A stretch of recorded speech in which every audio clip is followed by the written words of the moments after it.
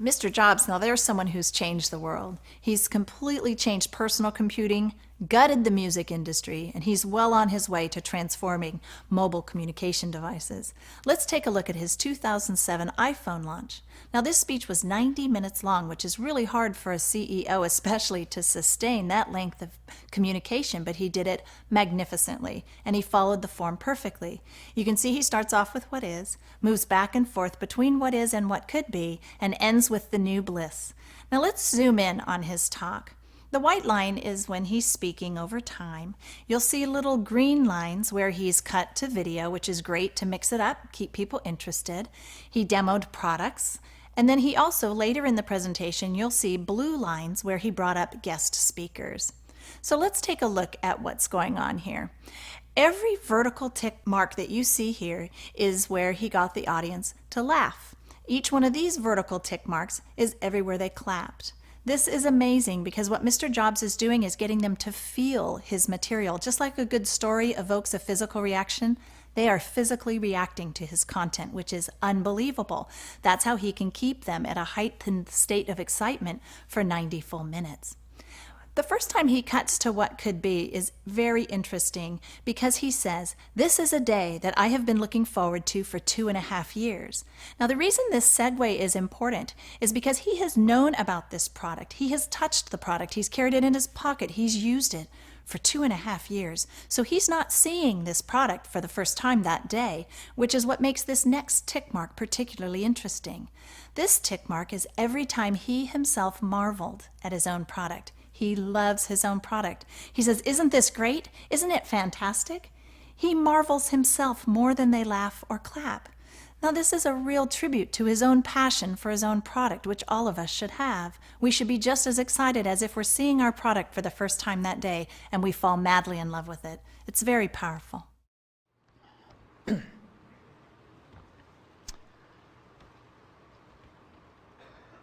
This is a day I've been looking forward to for 2.5 years.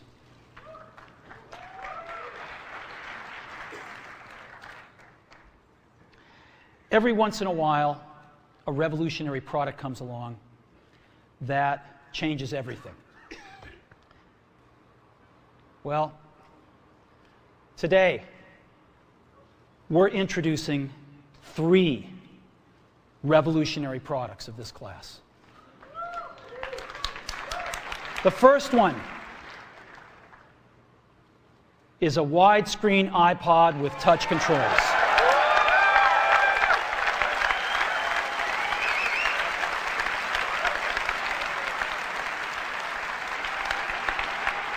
The second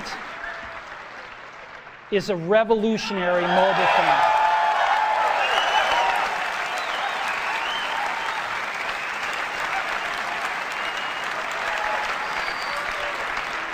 And the third is a breakthrough internet communications device. So, 3 things: a widescreen iPod with touch controls, a revolutionary mobile phone, and a breakthrough internet communications device.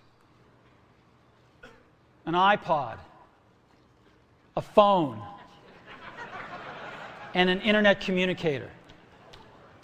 An iPod, a phone. Are you getting it? These are not 3 separate devices. This is one device. And we are calling it iPhone. Today, Apple is going to reinvent the phone. Now this launch did change everything, and that's how he kicked off what could be. Now you'll see it where it stays white. He moves back and forth between what is, what could be, what is, what could be, till right about here. And this is where you see it turns from white to orange. So what he's done is he's talking about, here's our product and how awesome it is, and here's how sucky the competitors are, and here's how awesome our product is, here's how sucky the competitors are. But what he's done is he's not showing the actual physical product. He has slides. So he shows a picture of the phone off, like this, and then he tips it like this and shows the different holes and what they do. And he's just showing pictures of the phone off in slides, not showing the physical product. But right there, where it turns to orange, that's where he created what we call a star moment. And that stands for something they'll always remember. This is the moment Mr. Jobs turned the phone on, and people saw scrolling for the first time. You could hear the oxygen get sucked out of the room. Unbelievable. They realized that he had invented something that was going to change everything. And so rather than talk about this some more, let me show it to you.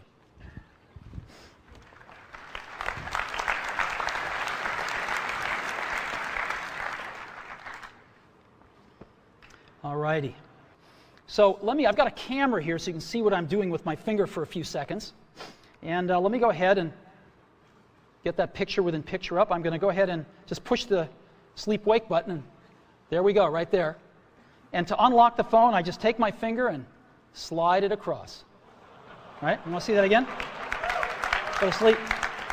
We wanted something that you couldn't do by accident in your pocket, and just slide it across, boom. And this is the home screen of iPhone right here. And so if I want to get in the iPod, I just go down that lower right-hand corner and push this icon right here, and boom, I'm in the iPod. I want to get home, I push the home button right here, and I'm home. Back in the iPod, I'm back in the iPod. Now here I am, you can see 5 buttons across the bottom, playlists, artists, songs, videos, and more. I'm in artists right now. Well, how do I scroll through my list of artists? How do I do this?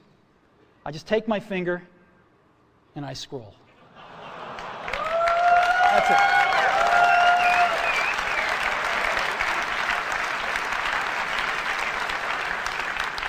Isn't that cool? Spectacular. He built up to that moment, and it was completely planned that he built up to the moment that the phone was turned on, because that was the big aha in the whole product. So as we scoot across, you'll start to see some of those blue lines. The blue lines at the top, that was Google and Yahoo being brought onto the stage. But the line at the bottom there, that was the AT&T CEO. Real snoozer. He read off of 4x6 cards. And the reason I put him in the what is category is because he repeated everything that had already been said. And look how much time he took. That's ridiculous. No laughing, no clapping, no marveling the whole time he's talking. But when they transitioned from him back to Steve Jobs, the clicker broke.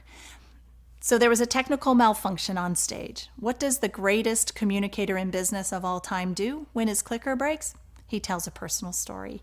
He tells a story about how he and Steve Wozniak used to do these television jammers when they were in college. They would jam the students' television, and when they got up out of their chair, they thought the different positions their body went into unjammed the signal.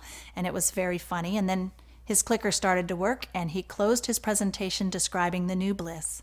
And he says, "There's an old Wayne Gretzky quote that I love. I skate to where the puck is going to be, not where it has been. We've always tried to do that at Apple since the very, very beginning, and we always will." What Mr. Jobs has done is he has promised us that Apple will continue to make revolutionary new products in the future, and that's why we've grown to love that brand.